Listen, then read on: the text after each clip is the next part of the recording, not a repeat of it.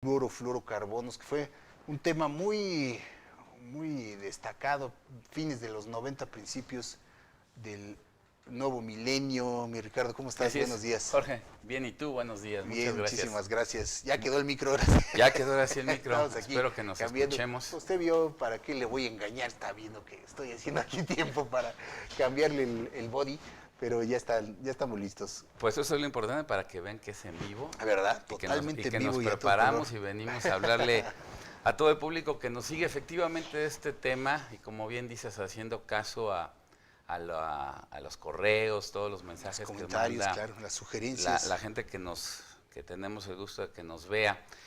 Vamos a tocar el tema que tiene que ver con la contaminación atmosférica hoy en día, porque efectivamente buscando la información y aquellas personas que vivimos bastante los 80s, los 90s, no sé, veíamos mucho en la televisión, en los medios de comunicación, el tema famoso de la destrucción de la capa de ozono y los clorofluorocarbonos. Así es. Bueno, pues en ese sentido vamos a hablar y que ahora se junta con la parte de contaminación ambiental y el calentamiento global, que es uno de los efectos del cambio climático.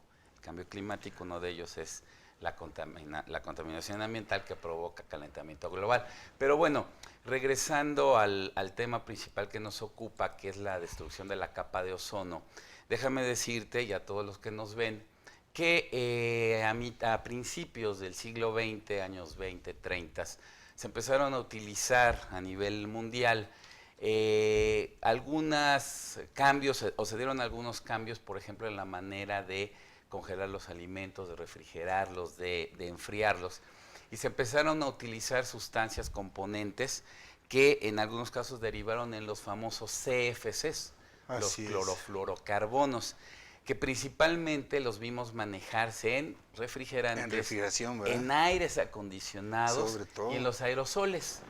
Se empezó a manejar mucho la moda, inclusive entre las damas principalmente, por supuesto, de la utilización de aerosoles, por supuesto de algunos componentes, algunas sustancias de fertilizantes, etcétera, que contenían clorofluorocarbonos y que estos fueron a dar sobre todo, o se daban principalmente en las áreas más densamente pobladas. Pero ¿a dónde se veía y a dónde pegó? Pues en los polos, tanto en la Antártida como en el Ártico. Para esto manejarlo de alguna manera, la Antártida la tenemos al sur y el Ártico lo tenemos al norte. La Antártida abajo de Brasil, Argentina, Nueva Zelanda, Australia, el Ártico en el norte. Claro, ¿no? Ahora sí que supongo que por su naturaleza bioquímica se acumulaban precisamente ahí en estos polos, ¿no? Era donde la capa de ozono era más delgada y por eso se veía a través de imágenes de satélite, desde la vista de los astronautas de fuera de la Tierra, era donde se veía principalmente la destrucción de esta capa.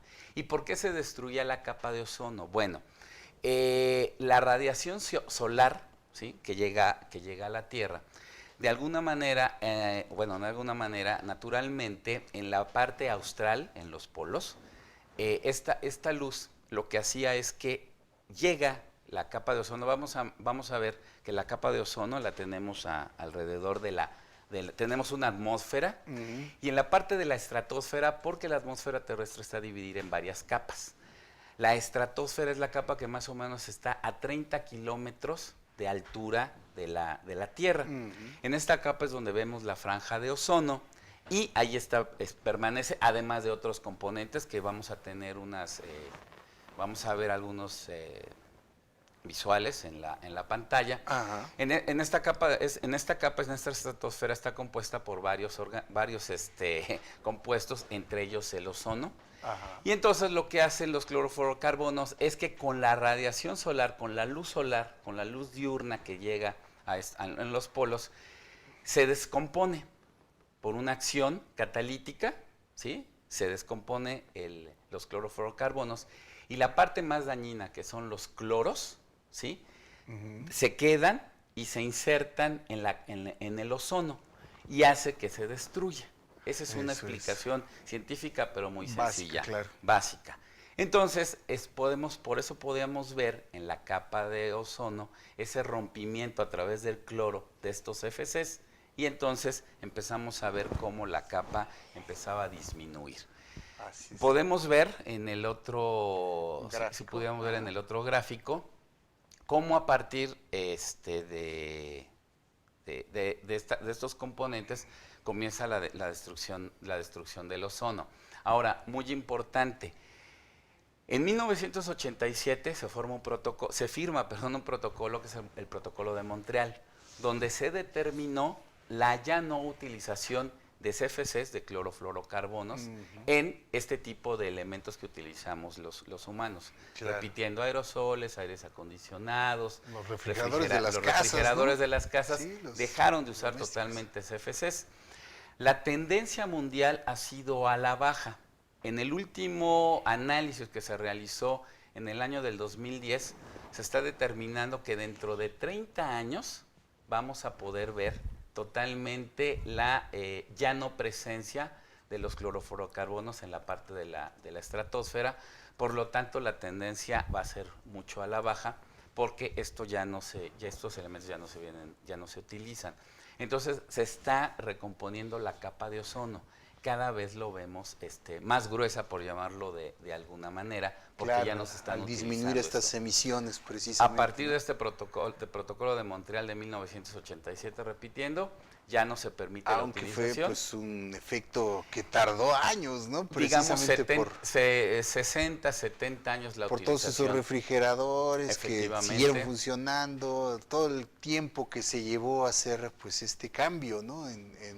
La utilización de estos gases, incluso de los vehículos mismos, ¿no? De los automotores, las por recargas. supuesto. Es los algo gases, algo todo eso. sintomático que veíamos en otros programas. Que el crecimiento económico, la posibilidad de que más humanos podamos utilizar lo que la tecnología nos brinda, también trae al traste con la parte ambiental, por supuesto. A mayor ganancia de las personas, pues tengo la mayor posibilidad de comprar más carros, de un refrigerador más grande, de un congelador más Exacto. grande, de utilizar más aerosoles, de tener aire acondicionado en mi casa. En la parte norte de México y de otros países, bueno, el calor, ¿cómo lo mitigo? Pues con el aire acondicionado. Yo soy de las personas que digo que deberían de darle el premio Nobel a quien inventó el aire acondicionado, porque es maravilloso en el carro de repente, por supuesto, Sí. en la casa de uno, traer un aire acondicionado, Claro. pues es maravilloso, ¿no? Sí, en las zonas extremas, imagínate, ¿no? O sea, por supuesto, sencillamente trabajando en las Baja California, en Sonora, donde llega a haber más de 50 grados sí. centígrados. A la sombra. A la sombra, la gente Sí. tiene que vivir de alguna manera lo más confortable posible. Bueno, pues esta parte de la economía se refleja nuevamente en la parte ambiental. A mayor consumo de elementos que contenían CFCs y que ahora hoy en día se han cambiado por hidrofluorocarbonos, que manejan elementos inertes para la atmósfera, por lo cual no rompen esta parte del ozono y ya no, la capa ha mejorado, ya no ha disminuido. Es una realidad entonces esta Así es. recuperación. Es una realidad la recuperación de la Lo que capa es la de maravilla ozono. de la naturaleza, ¿no? Esa capacidad que tiene de La capacidad que tiene de regenerarse. regeneración es... Si le ayudamos un poquito, es pues mejor maravillosa. todavía, ¿no? Mejor todavía porque la misma naturaleza siempre busca los equilibrios, ¿no?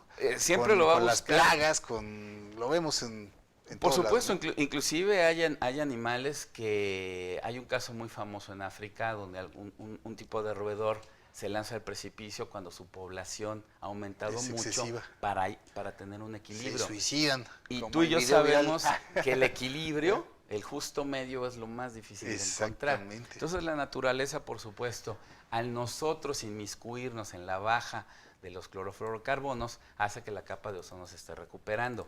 Mismo efecto vemos, por supuesto, en el calentamiento global, que tiene que ver con este sentido. Claro. Porque sí, la gente preguntó por qué ya no se habla de los clorofluorocarbonos, del ozono.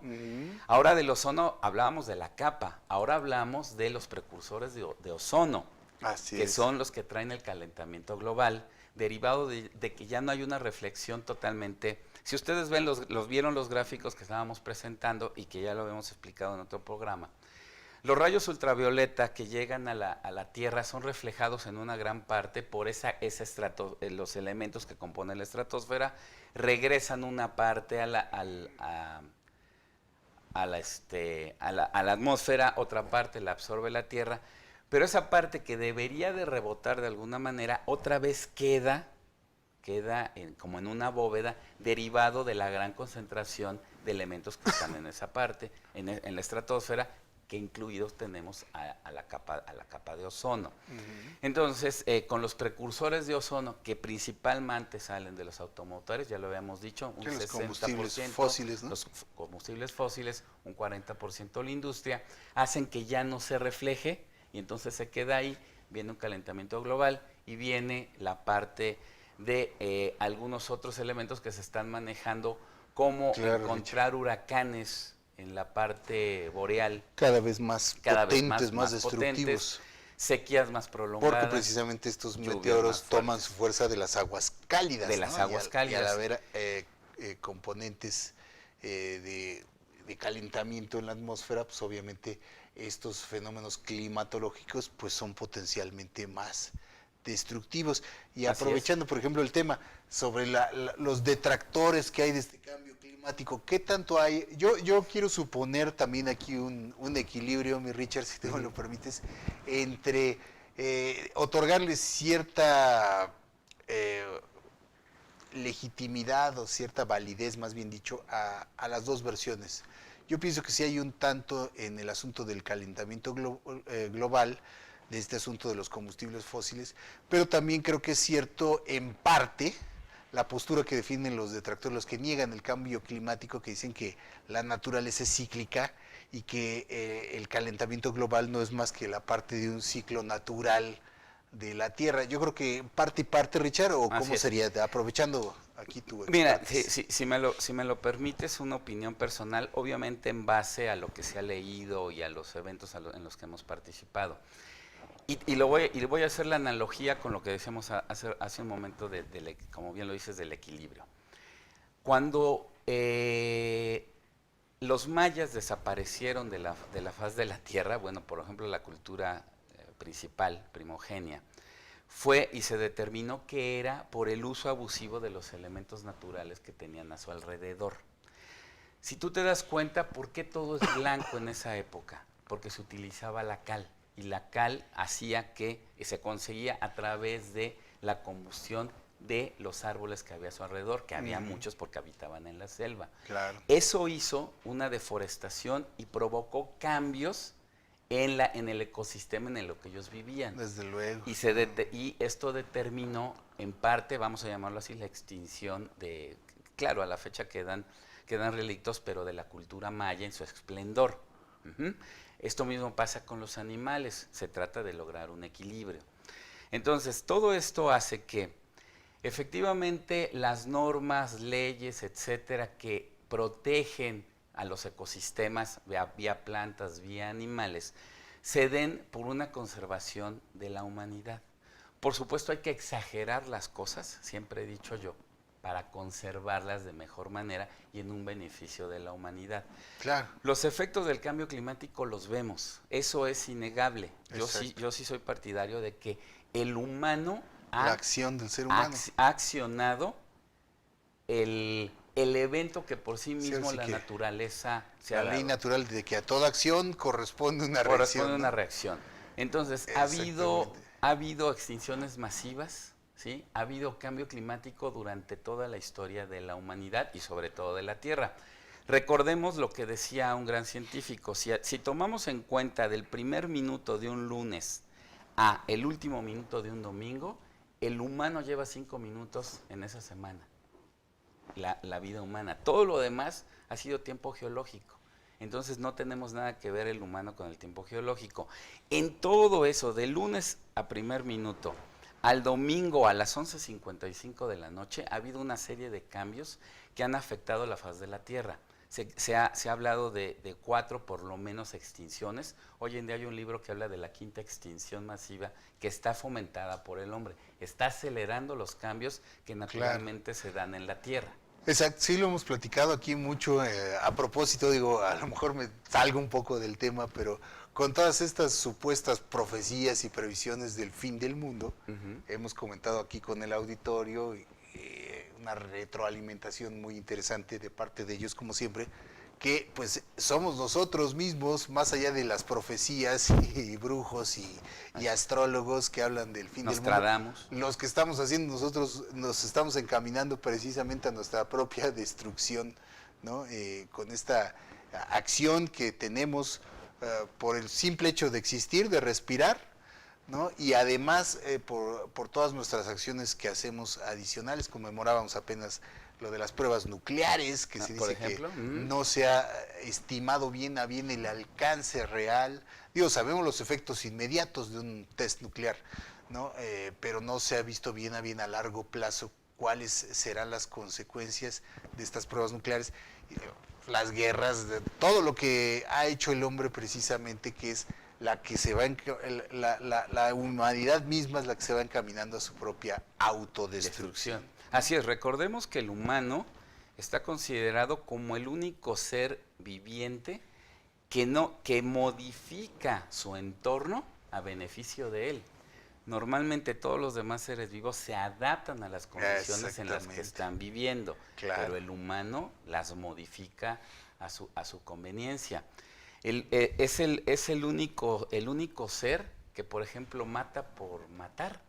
Los animales, inclusive, aunque se vea muy salvaje, diría a voz de humano, el padre de un león macho mata a los hijos de otro cuando tienen una pelea territorial. Entonces, sí, hay una serie de ejemplos que pudiéramos dar y que tienen que ver con todo esto. ¿Por qué la destrucción o la baja en la capa de ozono? Bueno, por el uso inmoderado de elementos que le traen beneficios al hombre. La transformación de nuestro entorno sin pensar en las consecuencias, claro, o sin preverlas, ¿no? Claro, entonces tomamos parte cuando vemos que esa afectación, el cáncer que se puede dar por la radiación ultravioleta, que esta capa de ozono la frena, la rebota en la mayoría de los casos, y entonces, bueno, ¿quién se va a ver perjudicado? Pues sí, las plantas, los animales, la fotosíntesis, los ecosistemas, etcétera. Pero nosotros tenemos que tomar parte en esto. Y en el cambio climático, por supuesto que la aceleración que se da a los cambios naturales de la Tierra, ¿sí? Que tienen que ver con muchos elementos, inclusive tanto externos a la Tierra. La luna efectivamente provoca las mareas. Cuando nosotros estamos girando, vienen todos estos cambios y nosotros hemos acelerado estos procesos naturales, vamos a llamarlo así. Entonces, por supuesto que el cambio climático es real, está pasando, nosotros lo estamos acelerando, pero de alguna manera también lo estamos frenando con este tipo de protocolos, convenios, etcétera, que hacen que de alguna manera frenemos esa aceleración que estamos dando, así como reglamento de tránsito. Bueno, lo manejamos y bueno, tenemos que nosotros hacer conciencia de que tenemos que trabajar muy fuerte como humanidad para poder sobrevivir a estos cambios que estamos realizando. Y de manera conjunta, porque las acciones ahora sí que por el medio ambiente tienen que ser globales, ¿no? De nada sirve que una nación reduzca la emisión de ciertos gases perniciosos mientras otras les vale y lo aceleran, ¿no? Otras naciones pues muy industrializadas que por cuestiones económicas, que es otro factor, claro, ¿no? Es un factor importantísimo, son las que impactan finalmente en pues nuestro entorno y en nuestro mundo. Dice Quetzal, y Jorge, pregúntale qué efecto tendría en la Tierra el alejamiento de la Luna, o si un día no vamos a tener Luna. Bueno, el satélite natural pues no, difícilmente se va a alejar. Difícilmente, ¿verdad? No, digo, hay momentos en que estamos más cerca de la Luna, más cerca del Sol por movimiento de rotación de la Tierra. Pero bueno, usted tiene que ver, la Luna tiene que ver mucho, como decía, con las mareas.